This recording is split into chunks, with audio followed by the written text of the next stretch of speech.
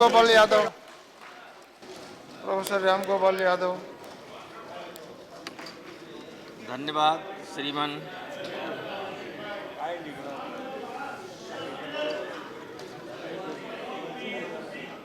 श्रीमान yes please, defence. आप शुरू कीजिए।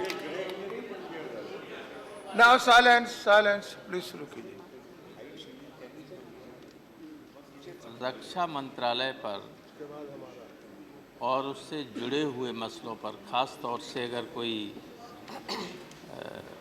स्कैम जैसी बात आती है, उस पर डिस्कशन होता है, तो ये अपने आप में बहुत ही दुखद बात है। और आज इस पर डिस्कस करते हुए मुझे डॉक्टर सर्वपल्ली राधाकृष्णन की दो लाइनें याद आती हैं, जिनको मैं कोट करना चाहूँगा कि the only thing we learn from history is that we learn nothing from it. इसी तरह का एक मामला बहुत पहले बोफोर्स के रूप में उठा था और उसका परिणाम क्या हुआ, ये अलग बात है कि किसने क्या लिया, किसने क्या दिया, लेकिन पूरे देश पर, देश की सेना पर और अधिकारियों के मनोबल पर उसका इतना विपरीत असर पड़ता है कि कोई भी अधिकारी डिफेंस डील में दस्तखत करने से बचता है, वो करना नहीं चाहता। और नतीजा ये हुआ था कि बोफोर्स के सौदे के बाद आप जानते एक सरकार चली गई, चुनाव प्रचार में बोफोर्स तोप को दिखाया गया कि इसमें से गोली की जगह बाजरा निकलेगा, और जब कारगिल की लड़ाई हुई तो वही बोफोर्स काम आई, वही बोफोर्स काम आई, जिसके बारे में इतना प्रोपेगेंडा हुआ, जिसको लेकर हमारे एक डिफेंस सेक्रेटरी को जेल जाना पड़ा, जिनकी डेथ हो गई। यूपी कैडर के आईएएस अधिकारी थे, भटनागर साहब डिफेंस सेक्रेटरी थे। तो उससे हम लोगों ने कुछ नहीं सीखा। उसका नतीजा ये हुआ था कि सुकोई डील से पहले तक उस पूरी अवधि में एक भी गोला बारूद, किसी तरह का हथियार खरीदने का सौदा किसी देश से हिंदुस्तान का नहीं हुआ। और हमारी स्थिति ऐसी हो गई थी कि हम पाकिस्तान से भी पीछे चले गए थे। अगर युद्ध की स्थिति बन जाती कहीं, तो हमारे पास 15 दिन के लिए भी गोला बारूद नहीं था चलाने के लिए।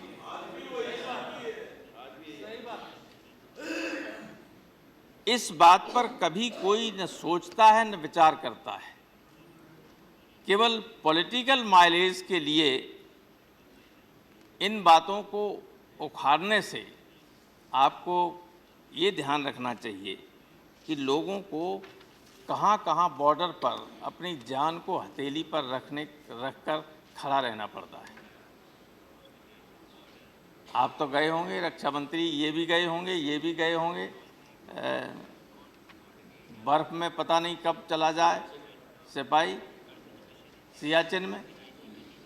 इन सारे लोगों को जब ये चर्चा होती है कि डिफेंस में कोई गड़बड़ी हुई है, डिफेंस के डील में कहीं सौदेबाजी हुई है, पैसा के लेन देन हुआ है, तो इन सब के मन पर बुरा असर पड़ता है। वे केवल अपनी वेतन के लिए नहीं, बल्कि एक जज्बा होता है देश की रक्षा का उनके मन में, इसलिए वहाँ जाते हैं। वरना उससे बेहतर, उससे ज़्यादा पैसा वो दूसरा काम करके घर पर रह के कमा सकते हैं। तो उनके मन पर क्या बीतती है। अब ये जो मामला है, मैं कोई एक्सपर्ट नहीं हूँ, न मैं कोई बहुत बड़ा वकील हूँ, न मैं कोई अकाउंटेंट हूँ जो ज़्यादा इसके बारे में जानूँ।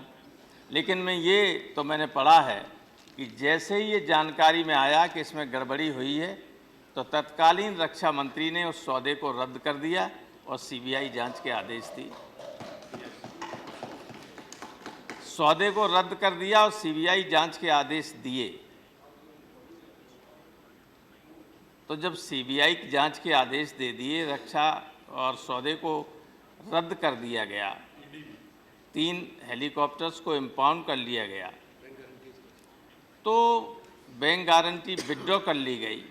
ये सारी चीज़ें जब हैं तो इस चीज़ को बहुत तिल का ताड़ बनाने की आवश्यकता नहीं है। मैं सदन के सारे लोगों से बिना किसी पर आरोप लगाए हुए ये अपील करना चाहता हूँ, क्योंकि इसका इन चीज़ों का असर बहुत इसके दूरगामी परिणाम होते हैं, एडवर्स परिणाम होते हैं, बहुत ख़राब। पॉलिटिक्स में अगर यही हो जाएगा कि आज हम सत्ता में हैं तो इन पर आरोप लगा रहे हैं, मान लीजिए पैसा लिया गया है, आप सत्ता में मई 2014 में आ गए थे, तो आपने क्या कार्रवाई की? आपने ये पता करने की कोशिश क्यों नहीं की कि किन लोगों ने पैसा लिया? अगर वो कोर्ट कहता है कि पैसा गया है तो किन के पास गया है, ये जानने की जिम्मेदारी किसकी थी? ये पता करने की जिम्मेदारी किसकी थी? तो सरकार 2 साल तक अगर इस तरह से एक जजमेंट आने के बाद आप कहें, इससे पहले एक जजमेंट आया था, उस जजमेंट ने कहा कि नहीं, ऐसा नहीं हो सकता। अब दूसरा जजमेंट आया तो ये इसका मामला सारे हिंदुस्तान में बच्चा जान गया कि ऐसा हुआ, फला ने पैसा लिया। तो ये एक ऐसी स्थिति है, विषम स्थिति है कि इस चीज़ को बढ़ाने के बजाय गवर्नमेंट को चाहिए कि अगर गवर्नमेंट संतुष्ट है पूरी तरह से कि इसमें गड़बड़ी हुई है, तो उसको आना चाहिए क्लियरली जांच के साथ कि किन लोगों ने पैसा लिया है, कहाँ पैसा गया है और कैसे गया है। क्योंकि अभी जो मेन आधार बना, जिसके ऊपर हमारे एयरफोर्स के फॉर्मर चीफ के खिलाफ ऑर्डर है, त्यागी के खिलाफ, उसमें यही है कि 6000 मीटर से नीचे 5500 तक का करने में इनका बड़ा सहयोग था। अब अभी सिंघवी साहब ने बताया, इट इज़ बिल्कुल नई चीज़ है हमारे लिए, तो कि ये तो बहुत पहले अटल जी के ज़माने में तय हो गया था कि 6000 मीटर के बजाय 4500 मीटर कर दी जाए। वो अलग बात है, आप सरकार में, आपके पास सारे तथ्य हैं, सो देना। लेकिन मेरा ये कहना है कि 2 साल से ज़्यादा आप सत्ता में हैं और इतना सीरियस मामला था और ऐसे बड़े लोगों को आप आरोपित कर रहे हैं जिनको आप दंडित करना चाहेंगे, ये आपकी पहली प्रायोरिटी होगी। तो अभी तक आपने क्या किया और क्यों नहीं किया? अगर सही बात थी तो क्यों कोई एक्शन नहीं हुआ, क्यों कार्रवाई नहीं बढ़ी? तो इससे मैं नहीं कहता हूं कि ये पूरी तरह से गलत है, लेकिन इससे संदेह तो पैदा हो ही जाता है और संदेह का लाभ हमेशा जो एक्यूज्ड होता है उसको मिलता है। इसलिए मैं आपसे ये कहना चाहूँगा, मैं 4-5 मिनट और बोलने का टाइम है, लेकिन वो ऐसा मुद्दा है, मैंने शुरू में ही कहा था कि डिफेंस के मामले में घोटाले पर जब चर्चा होती है तो मेरा मन उस पर चर्चा करने का होता नहीं। ये बहुत ही दुखी मन से मैं ये कह रहा हूँ, क्योंकि हमारा देश के आम सैनिकों से, जो सिपाही हैं, बड़े बड़े अधिकारियों से, तो आप में से कुछ बड़े लोगों के संबंध होंगे, उनके परिवारों के लोग बड़े बड़े पदों पर हैं, लेकिन हम तो ऐसे बैकग्राउंड से आए हैं जिनके घर के लोग वहाँ राइफल लेके सीमा पे सिपाही और नायक, लांस नायक और हवलदार यही बन पाते हैं। मैं उनकी जो भावना है उनको जानता हूँ। और ये डिफेंस मिनिस्टर साहब बैठे हुए हैं, इटावा में हमारा एक इलाका है भदावर, पूरे उत्तर प्रदेश में सर्वाधिक सेना में लोग वहाँ के हैं। बगल में मैनपुरी है, उसमें जो पूरी चौहानी है, पूरा राजपूताना रेजिमेंटल सेंटर कभी कभी मैनपुरी के चौहाने के जवानों से भरा हुआ होता था।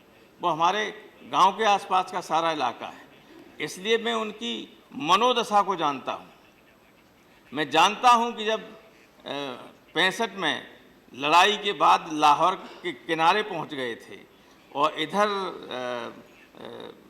जैसलमेर की सीमा की तरफ भी हम आगे बहुत बढ़ गए, तो वापस आए तो मैनपुरी के पूरा राजपूताना रेजिमेंटल सेंटर के बहुत लोग मारे गए थे।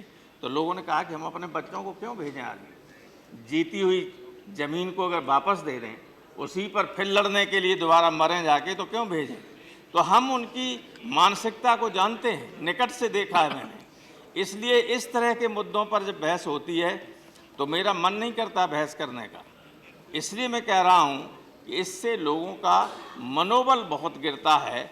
अगर है कोई मामला तो उसको जितना जल्दी आप जांच करके ख़त्म कर सकें, बजाय इसके कि इसको पॉलिटिकलाइज करके, सेंसेशनलाइज करके देश में आउट ऑफ प्रोपोर्शन इसको प्रोपेगेट करें, ये अच्छी बात नहीं है, ये अच्छी बात नहीं है। और मुझे ऐसा लगता है कभी कभी भूपेंद्र जी ने इसको शुरू किया था।